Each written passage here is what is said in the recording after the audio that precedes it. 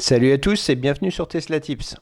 Dans cette vidéo, je vous présente un accessoire compatible Model 3 et Model Y que j'ai reçu de chez Ancho. Il s'agit du tout dernier écran compatible CarPlay et Android Auto. L'écran de 9 pouces, plus petit que le précédent et bien mieux intégré avec un support beaucoup plus petit qu'avant. On retrouve dans la boîte un manuel d'utilisation.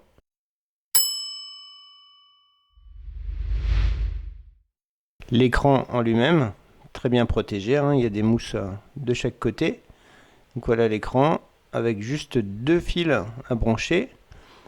Les petits picots de centrage, un connecteur USB-C pour les mises à jour, un petit haut-parleur côté gauche pour les alertes Waze et ce genre de choses.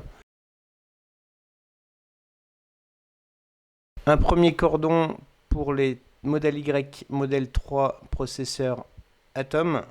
Un deuxième câble pour les processeurs Ryzen. Je vous expliquerai les différences entre les câbles après. Un outil de démontage de garniture et de clips. Et enfin, une plaque de fixation avec 6 vis.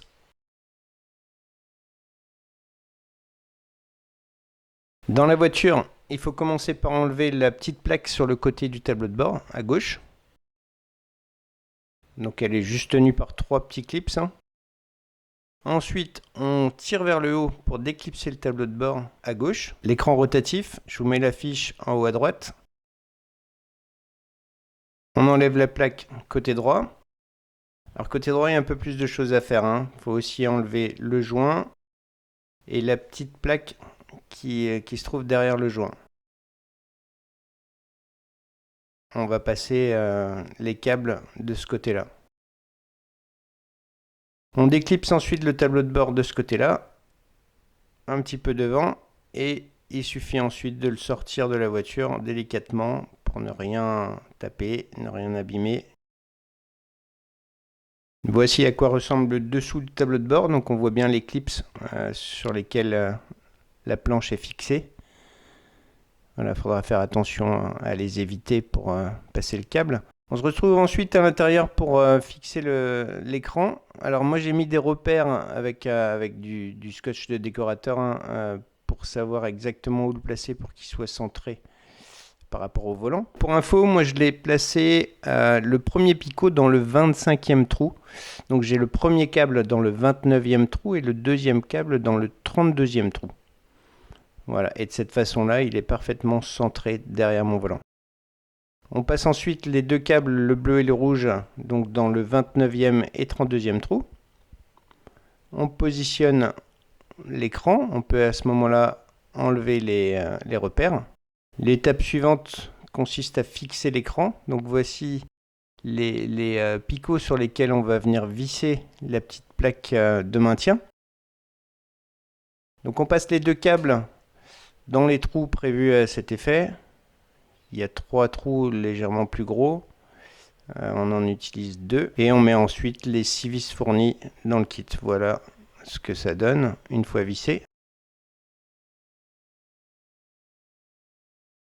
Et l'écran est en place sur la planche de bord.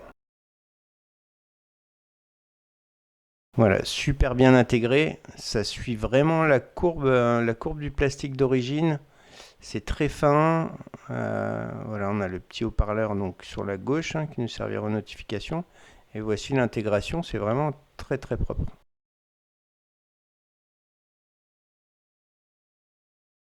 De retour dans la voiture, il va falloir enlever la plaque qui se trouve sous la botte à gants. Donc il y a une vis et un clip à enlever. Ensuite, avec l'outil fourni, on déclipse la plaque. Ne pas oublier de débrancher la LED. Pour les voitures équipées du processeur Atom, il faudra venir se brancher avec le Y sur la deuxième prise en partant du bas sur l'ordinateur. Pour les voitures équipées du processeur Ryzen, la prise va se trouver derrière le cache que je démonte là. C'est une prise bleue qui est libre Et donc on n'utilisera que la partie mâle du Y. Voici le câble qui servira pour les processeurs Atom. C'est juste un câble avec un Y et les deux fils rouge et bleu. Ce câble se mettra en interface. Et voici le câble qui servira pour les processeurs Ryzen. Il a en plus un câble d'alimentation qu'il va falloir tirer jusqu'à la batterie. Voilà, donc ma voiture est équipée du Ryzen, hein, donc c'est l'installation la plus complexe. Donc je passe d'abord les fils bleus et rouges à travers le tableau de bord pour les remonter jusqu'à l'écran. Donc on passe par le côté, on tire le fil jusqu'à l'écran et c'est donc sur cette prise bleue en bas qu'on se branchera avec le Y. Donc pour ça j'enlève le clip qui me permettra d'écarter un petit peu plus le revêtement latéral à ce niveau-là. Donc ensuite on fait longer le câble jusqu'à l'écran. Voilà, on connecte le bleu sur le bleu et le rouge sur le rouge. Hein. Donc il y a un petit picot. Donc il faut faire tourner les fiches de façon à aligner les picots et enfoncer jusqu'au clic. Ensuite on passe le câble. Moi j'ai scotché avec du scotch américain de façon à ce que le câble ne bouge pas. Ensuite, comme il faut accéder à la batterie, il faut démonter la bassine. Donc on enlève d'abord le cache supérieur. Pour la bassine du Y, il y a uniquement 4 vis et un clip.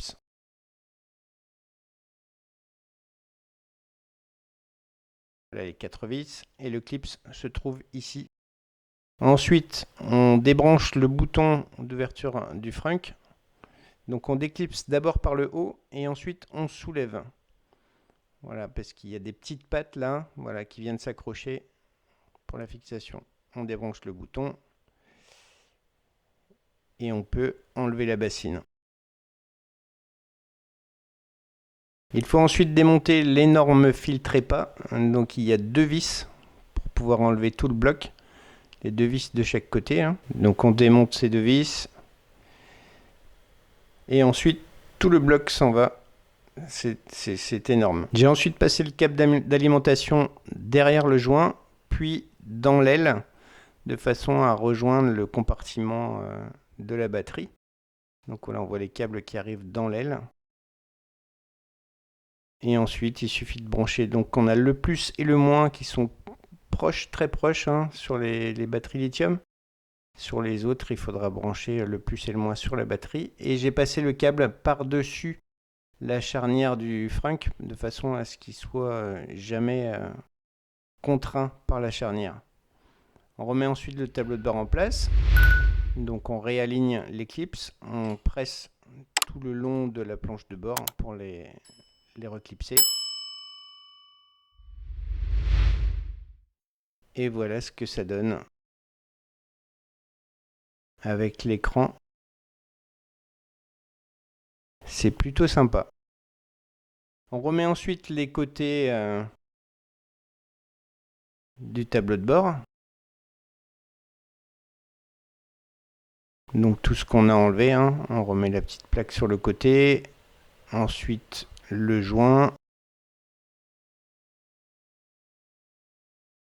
Alors le câble place très bien sous le joint.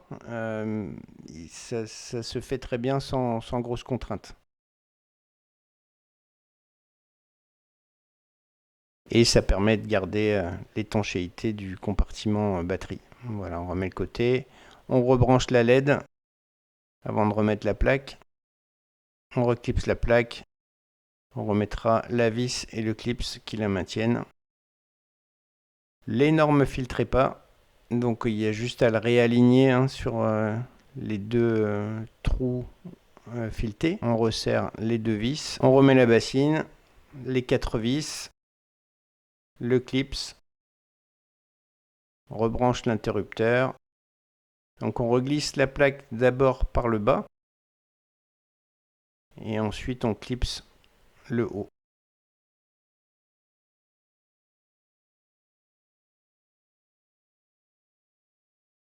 Le cache supérieur qui n'est que clipsé. Hein. Et voici ce que ça donne.